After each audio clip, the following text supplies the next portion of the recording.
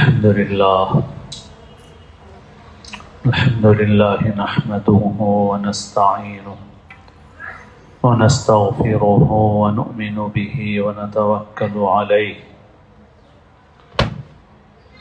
ونعوذ بالله من شرور أنفسنا ومن سيئات أعمالنا من يهد الله فلا مضل له ومن يضلل فلا هادي له نشهد أن لا إله إلا الله وحده لا شريك له ونشهد أن سيدنا ونبينا ومولانا محمدا عبده ورسوله صلى الله تعالى عليه وعلى آله وأصحابه وأتباعه وأزواجه وذرياته وبارك وسلم تسليما كثيرا كثيرا أما بعد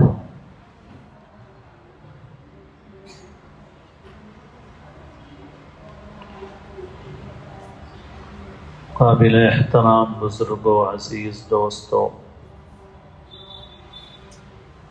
ایک حدیث شریف میں جناب رسول اللہ صلی اللہ علیہ وسلم نے ارشاد فرمایا، اور غالباً آپ کے سامنے اس وقت مہاجرین کا مجمع تھا تو آپ نے ان کو مخاطب بنایا اور فرمایا، یا معشر المہاجرین، اے مہاجروں کی جماعت، خصال خمس ان ابتلیتم بہن ونزلن بکم اعوذ باللہ ان تدرکوہن، کہ 5 باتیں ایسی ہیں کہ اگر تم ان میں مبتلا ہو جاؤ گے اور وہ 5 باتیں تمہارے اندر آ جائیں گی، اور میں اللہ کی پناہ چاہتا ہوں اس بات سے کہ تم ان میں مبتلا ہو۔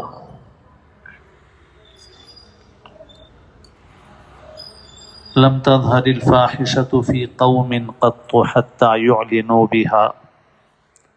إلا فشى فيهم الطاعون والأوجاع التي لم تكن في أسلافهم، کہ جس کسی قوم میں بے حیائی عام ہو جائے اور لوگ علانیہ بے حیائی کے کام کرنے لگیں تو پھر ان کے اندر طاعون اور ایسی بیماریاں پیدا ہوں گی جو پہلے لوگوں میں نہیں تھی۔ وَلَمْ يَنْقُصُوا الْمِكْيَالَ وَالْمِيزَانَ إِلَّا أُخِذُوا بِالسِّنِينَ وَشِلَّةِ الْمُؤْنَةِ، اور یہ کہ جب لوگ ناپ تول میں کمی کرنے لگیں گے تو وہ قحط میں، غلے کی کمی میں مبتلا کر دیے جائیں گے۔ وجور السلطان، یہ بھی فرمایا کہ جب ناپ تول میں کمی کریں گے تو قحط میں، غلے کی کمی میں اور حکمرانوں کے ظلم میں مبتلا کر دیے جائیں گے۔ وَلَمْ يَمْنَعُوا زَكَاةَ أَمْوَالِهِمْ إِلَّا مُنِعُوا الْقَطْرَ مِنَ السَّمَاءِ وَلَوْلَا الْبَهَائِمُ لَمْ يُمْطَرُوا، اور جب لوگ زکوٰۃ، اپنے مالوں کی زکوٰۃ روک دیں تو آسمان سے بارش روک دی جائے گی، اور اگر جانور نہ ہوتے تو سرے سے بارش نہ ہوتی۔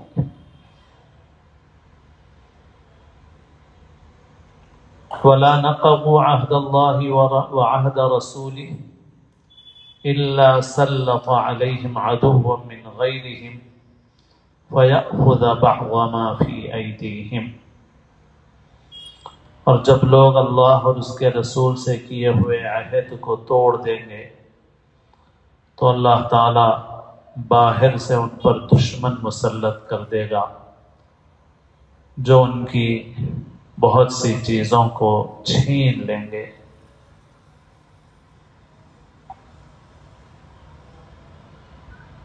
اس حدیث میں اللہ کے رسول صلی اللہ علیہ وسلم نے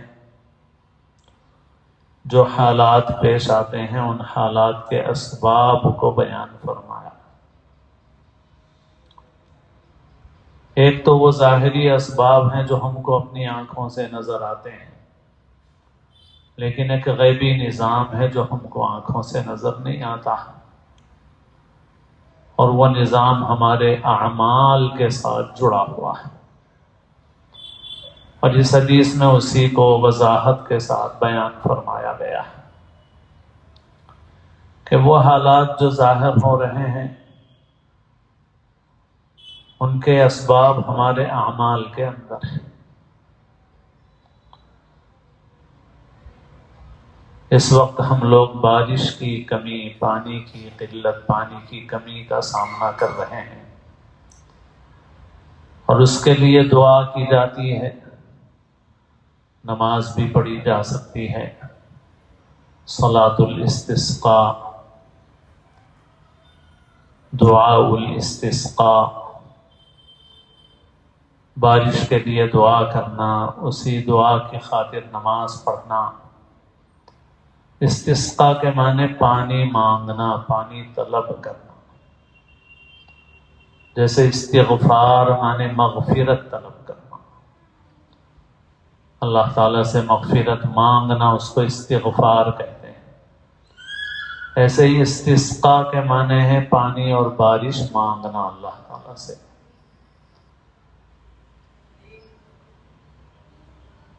نماز استسقاء کے آداب میں لکھا ہوا ہے کہ صدقہ کرنا چاہیے پہلے، نماز اور دعا کے لیے جانے سے پہلے، اور جو چیز صدقے سے بھی مقدم ہے وہ ہے ادائے حقوق، حقوق ادا کرنا، فرائض کو پورا کرنا۔ جیسے اس حدیث میں بتایا گیا کہ جب لوگ اپنے مالوں کی زکوٰۃ نہیں ادا کریں گے تو اللہ تعالیٰ ان کے اوپر قحط کو، بارش کی کمی کو اللہ تعالیٰ ان کے اوپر مسلط فرما دے۔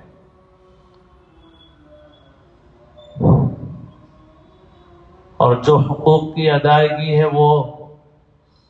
فرض زکوٰۃ سے بھی مقدم ہے، نفل صدقوں سے بھی مقدم ہے۔ مثلا ایک شخص اپنے کمزور بھائی کا، بہن کا حق مارا ہوا ہے، اس کو مثال کے طور پر 1,00,000 روپے دینا ہے، اور اس کے پاس مالی گنجائش بھی موجود ہے، ایسا بھی نہیں ہے کہ وہ تنگ دست ہے، اس کے پاس مال ہے، جائیداد ہے، زمینیں ہیں، عمرے بھی کر رہا ہے، مگر وہ 1,00,000 روپیہ نہیں دیتا اور 1,000 روپے صدقہ یا تحفہ دیتا ہے۔ وہ 1,00,000 روپے تو دینے کے لیے تیار نہیں ہے، مگر 1,000 روپے، 2,000 روپے، 5,000 روپے، 10,000 روپے، بلکہ کڑک کڑک نوٹ بنا کے لا کے عیدگاہ میں تقسیم کرتا ہے، استسقاء کے میدان میں تقسیم کرتا ہے۔ آپ 10,000 کے کڑک کڑک نوٹ لایا اور تقسیم کر رہا ہے، بہت بڑا کارنامہ کر رہا ہے بھائی، لیکن اللہ کے پاس کیا ہے؟ اللہ تعالیٰ کے پاس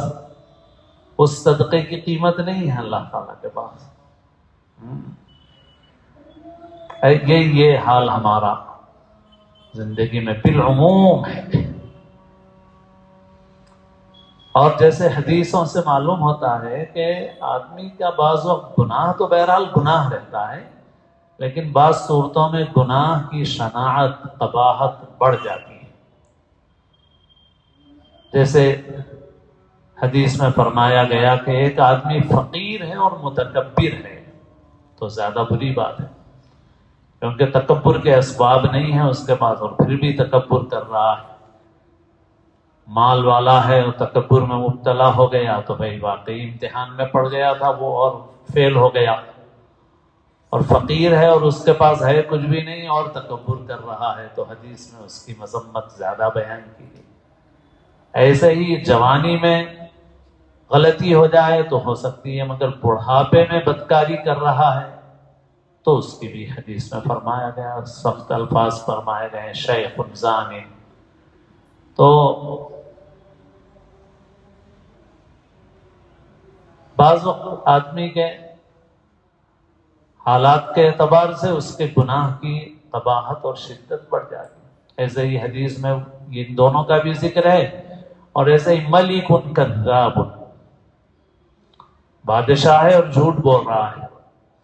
اور بادشاہ کے حکم میں ہر وہ آدمی ہے جو صاحب اختیار ہے اور پھر بھی جھوٹ بول رہا ہے۔ ایک کمزور آدمی ہے، ڈر کے جھوٹ بول رہا ہے، اور ایک یہ ہے کہ سب کچھ ہے آپ کے پاس پھر بھی جھوٹ بول رہے ہیں آپ کو جھوٹ بولنے کی ضرورت ہی نہیں ہے۔ مثال کے طور پہ ایک مقروض ہے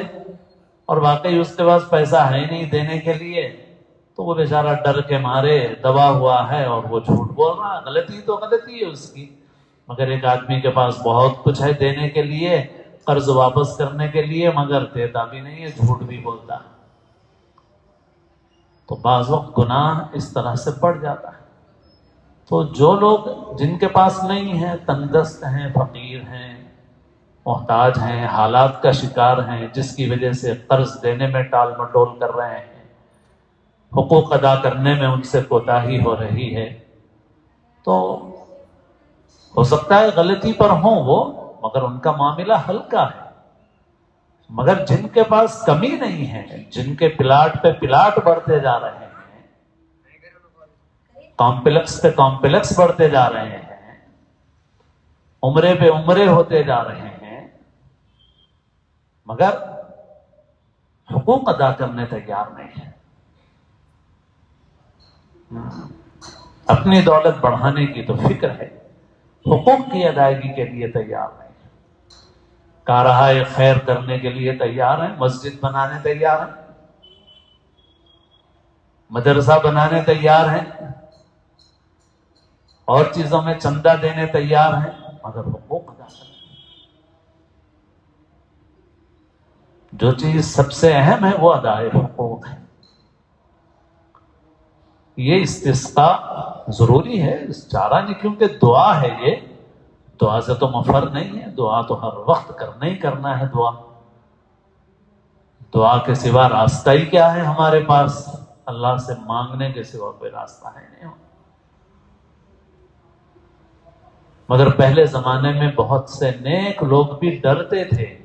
اور یہ سمجھتے تھے کہ ہمارے گناہوں کی وجہ سے یہ بارش روک دی گئی ہے۔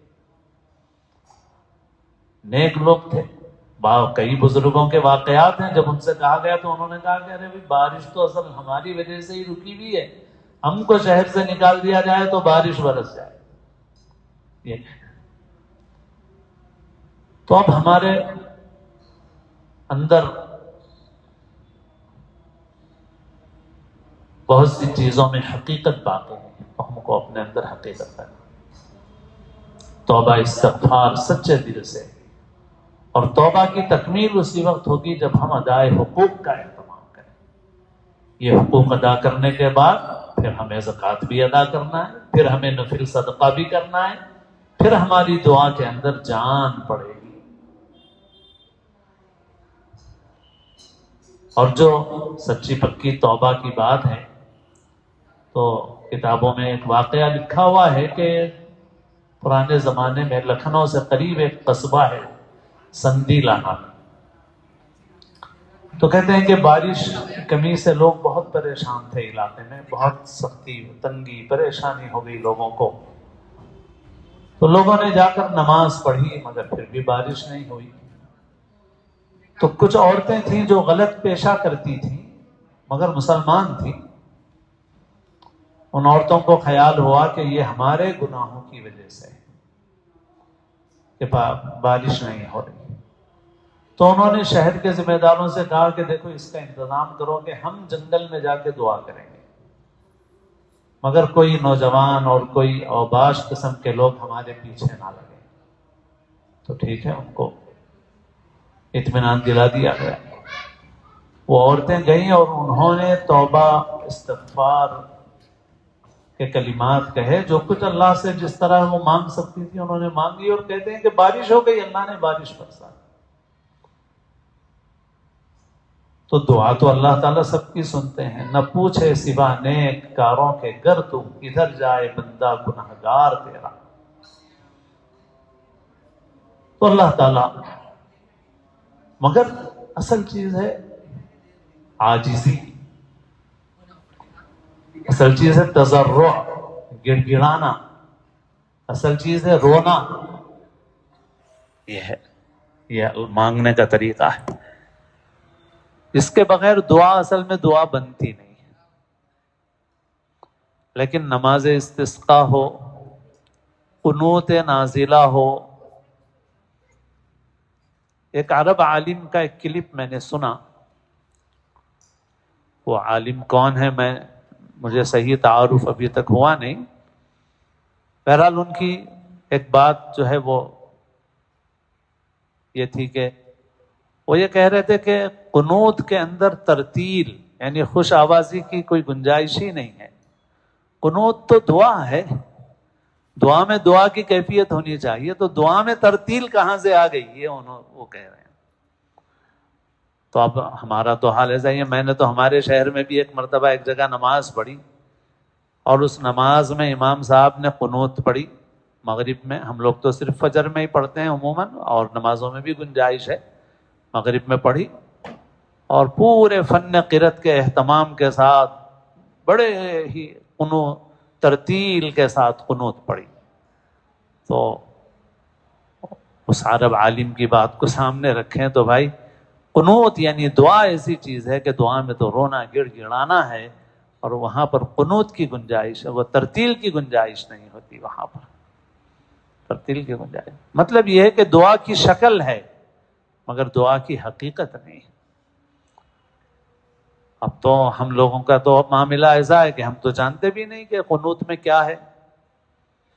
ہم کو نہیں معلوم جنازے کی نماز کی دعا میں کیا ہے،